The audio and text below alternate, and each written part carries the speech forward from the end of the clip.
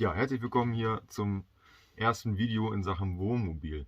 Wir haben uns ein Wohnmobil gekauft. Wir, das ist meine Family und ich. Wir sind zu dritt, meine Frau, meine Tochter und ich. Ja, wir haben uns überlegt, ab nächstes Jahr mit dem Wohnmobil in den Urlaub zu fahren. Dafür haben wir uns ein altes Ducato Wohnmobil gekauft mit einem Detlefs-Aufbau von Baujahr 91. Der hat den 1,9 Liter Turbomotor drin mit 60 kW. Bisher bin ich 200 Kilometer damit gefahren. Fühlte sich so erstmal gar nicht so schlecht an. Allerdings war ich noch unbeladen. Das heißt, ich vermute mal, vollbeladen mit der Family besetzt, wird es an Bergen wahrscheinlich spannend. Und die hupenden LKWs hinter einem, ja, werden wahrscheinlich ein bisschen Druck machen. Aber Urlaub ist ja auch, soll kein Stress sein. Wir werden das Ganze so handhaben, dass wir beim Einsteigen praktisch in den Urlaub fahren und ganz entspannt ans Ziel ankommen wollen. Da geht es nicht um Geschwindigkeit, sondern ums bequeme Ankommen und ums gemütliche Reisen. So, nun will ich euch mal das Wohnmobil von innen zeigen. Wir fangen mal innen an. Eine kleine Roomtour. Hier ist noch einiges zu tun. Es ist jetzt gerade Mitte November und ich schätze mal, dass wir das wahrscheinlich bis zum Sommer nächsten Jahr umbauen werden.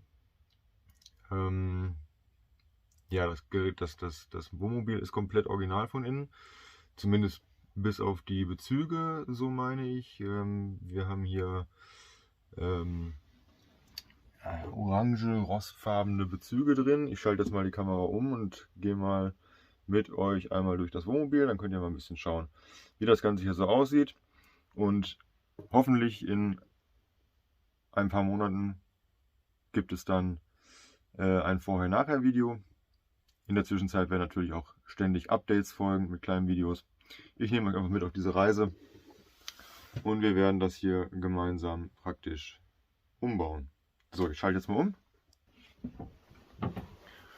Und hier können wir schon sehen, dass das vermutlich nicht die originalen Bezüge sind. Ich weiß es nicht, wir sind ganz neu in der Wohnmobil-Community. Ja, aber ich denke mal, dass das schon mal jemand bezogen hat. Ansonsten schauen wir mal, das ist ein Wohnmobil für 5 Personen. Wir haben hier hinten noch eine Sitzecke, die zu einem Single-Schlafplatz umgebaut werden kann. Oben drüber haben wir Schränke, eine Dachluke. Das Ganze ist abtrennbar mit so einem Vorhang. Da kann man sich so ein kleines Separé schaffen. So, das Badezimmer. Hier ist das Badezimmer. Das ist so das Sorgenkind von dem Wohnmobil. Das ist von den Vorbesitzern als Abstellkammer für Bierkisten genutzt worden. Die waren damit auf Festivals unterwegs. Ansonsten ist soweit erstmal alles vorhanden.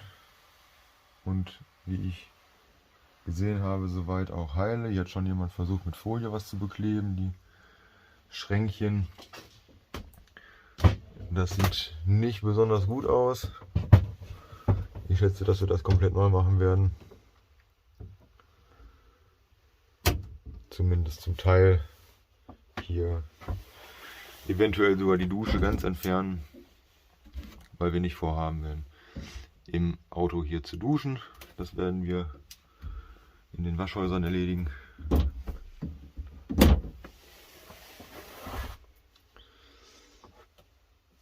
Vielleicht werden wir ja, das hier komplett neu renovieren, samt Wände und der Duschwanne hier raus. Mal schauen. So richtig gibt es noch keinen Plan dafür.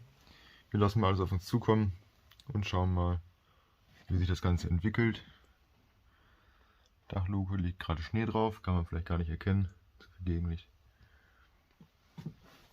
Ja, hier unten haben wir eine Tomatic Gasheizung.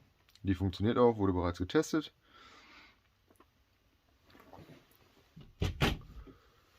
Der Schrank, alles noch vom Vorbesitzer. Hoppla.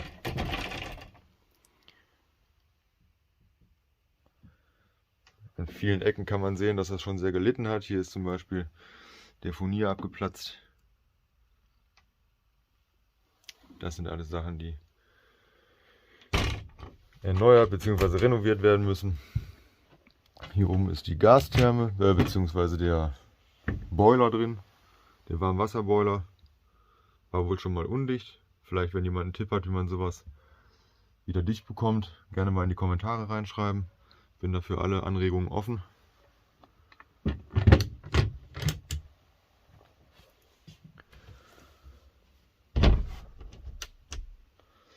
Ja, schöne große Fenster auf jeden Fall hier drin. Auch an der Sitzecke. Da wurde auch schon mal eine Steckdose nachgerüstet. Ich habe schon von vielen gehört, dass es das heute so nicht mehr gibt mit so großen Fenstern. Da legen viele Wert drauf. So, hier haben wir auf jeden Fall den Alkoven mit der dazugehörigen Leiter. Da liegen auch noch ein paar Polster da oben. Ich glaube, das ist für das Bett oder beziehungsweise für die Sitzecke, die man hier unten umbauen kann. Da kann man zur Erweiterung hier nochmal so ein Teil rausziehen. Der Tisch wird dann praktisch als Mittenplatte genutzt, untergestellt. Den kann man auch nochmal erweitern. Der ist so abgeklappt da hinten. Und dann kann man hier mit den Polstern sich das Bett auf, ich glaube auch 1,40 mal 2 Meter umbauen. Und somit könnte man theoretisch hier mit 6 Personen schlafen. Hier oben hat es auch nochmal eine Liegefläche von 1,40 Meter mal 2 Meter. Die Rollos sind jetzt gerade zu, darum sieht es ein bisschen dunkel aus.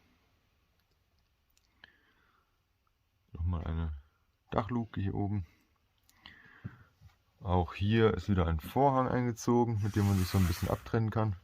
So ein bisschen Privatsphäre sorgen kann. Eigentlich ganz nett. Wird natürlich auch alles neu gemacht. Die alten Vorhänge möchten wir nicht behalten. Auch hier sieht man, ist der Furnier abgeplatzt.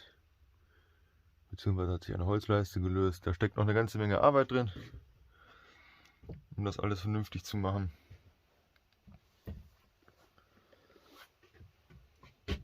Aber das wussten wir vorher, dafür war das Ganze ein Schnäppchen. So, hier drunter befindet sich der 2-Flammenkocher. Den habe ich auch schon getestet, der funktioniert auch wunderbar.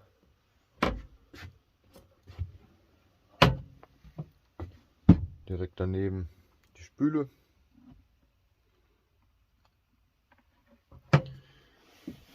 Hier haben wir die Gashähne, die Absperrhähne. Für die Heizung, zum Kochen, Warmwasser und den Kühlschrank. Den Kühlschrank öffnen wir hier mal. Electrolux gibt es, glaube ich, so in der Form auch nicht mehr, wurde aufgekauft.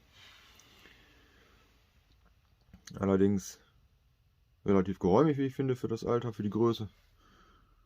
Mit einem kleinen Gefrierfach mit dabei. Also eigentlich alles, was das Herz begehrt. Hier vorne die Blende. Da hat schon mal jemand mit Klickvinyl gearbeitet und hat das Ganze verkleidet.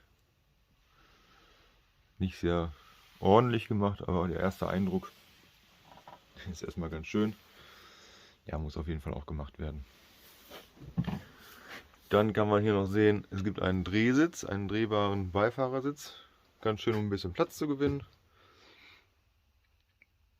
Auch hier unten nochmal ein Vorhang, um abzutrennen, zu verdunkeln. Dieser große Bildschirm gehört zu einer Rückfahrkamera, die nachgerüstet wurde vom Vorbesitzer. Funktioniert zurzeit, glaube ich, nicht, habe ich zumindest nicht ans Laufen bekommen. Ja, ansonsten haben wir 176.000 Kilometer auf dem Tacho. Ich habe allerdings schon Motoren gesehen dieser Klasse mit über 300.000 Kilometer auf dem Tacho. Also wird hier auch natürlich einiges noch zu machen sein, aber wenn das alles wieder frisch ist, mit neuer Kupplung, neuem Zahnriemen und alles, was da eben so zugehört an Technik, sind wir, glaube ich, da ganz gut aufgestellt und da traue ich dem Motor auch noch ein paar mehr Kilometer zu.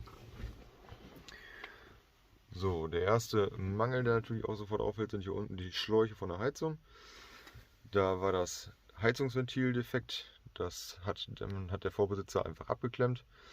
Er hatte das Ersatzteil zwar schon besorgt, das liegt im Handschuhfach. Allerdings war er nicht in der Lage, das einzubauen und hat daher die Schläuche abgeklemmt und dicht gemacht, sodass man zumindest fahren kann. Es war wohl undicht, es hat getropft oder auch stärker getropft.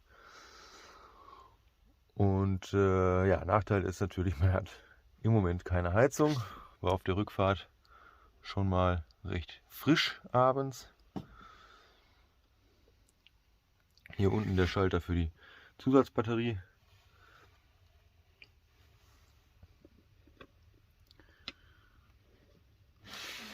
Hier unten ist auch nochmal ein Panel von AEG. Ich zeige die Batteriespannung an. Ich weiß gar nicht, ob das sonst noch irgendeine Funktion hat.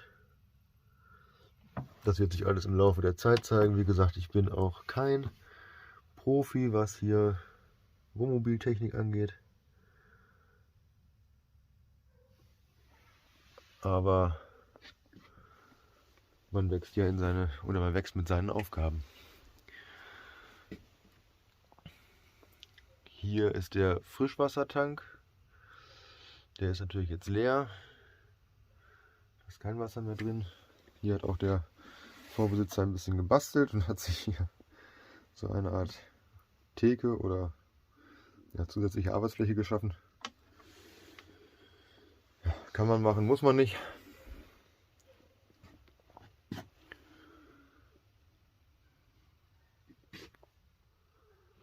Ansonsten gehen wir jetzt mal raus und schauen mal von außen, wie es aussieht, einmal im Motorraum. Und ja, dann sehen wir uns gleich draußen wieder.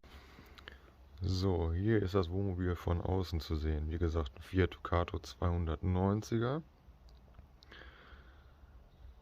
mit Alkovenaufbau von Detlefs. Eine Dachbox ist auch oben drauf verbaut, sehr praktisch. War alles schon mit dabei. Tja, einer der Vorbesitzer war vermutlich ein Hippie. So ein bisschen dekoriert hier, ist alles Geschmackssache, kommt natürlich weg, ist nicht mein Geschmack.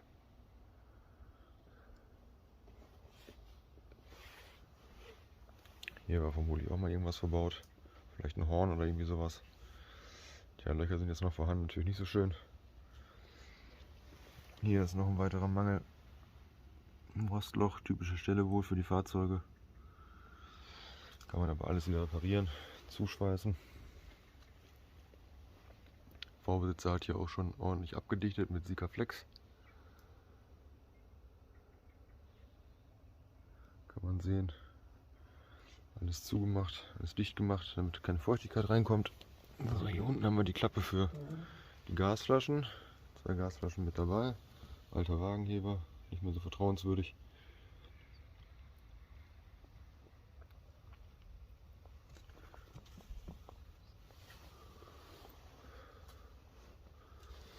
Hier oben die Außensteckdose.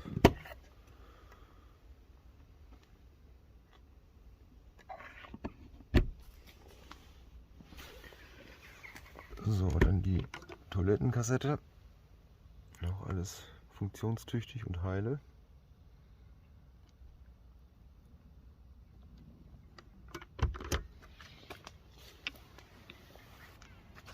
Anhängerkupplung ist dran. Ganz praktisch. Fahrradträger und Heckleiter.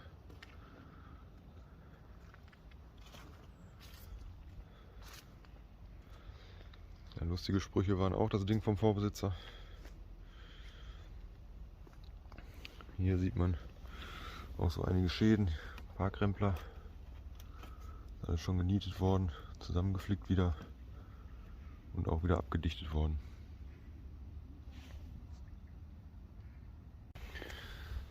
Ja, hier gab es auch nochmal einen kleinen Parkrempler.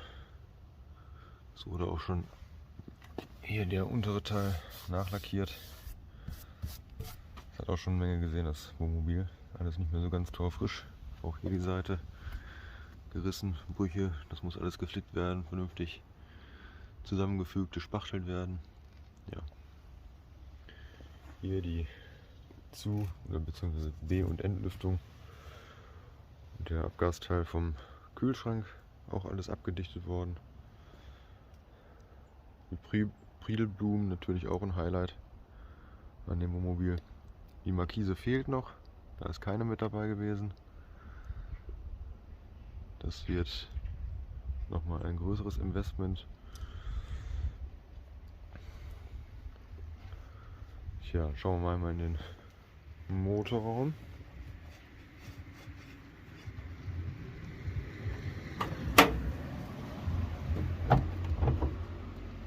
Ganz nett, wie ich finde, hier mit dem Haubenhalter gelöst. Warta-Batterie ist relativ neu. Tja, und ansonsten der bekannte 1,9 Liter Turbodieselmotor. Ersatzrad ist hier im Motorraum verbaut bei dem Fahrzeug. Hier gibt es noch einen Lappen, vermutlich zum Ölprüfen vom Vorbesitzer. Alles schon parat gelegt. Ja, Ölverlust hat er natürlich auch. Ich denke ganz normal bei dem Alter. Da werden ein paar Dichtungen fällig.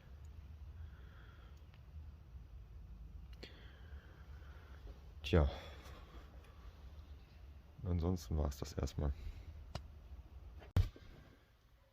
Das war der erste Ein- und Ausblick auf unser Wohnmobil.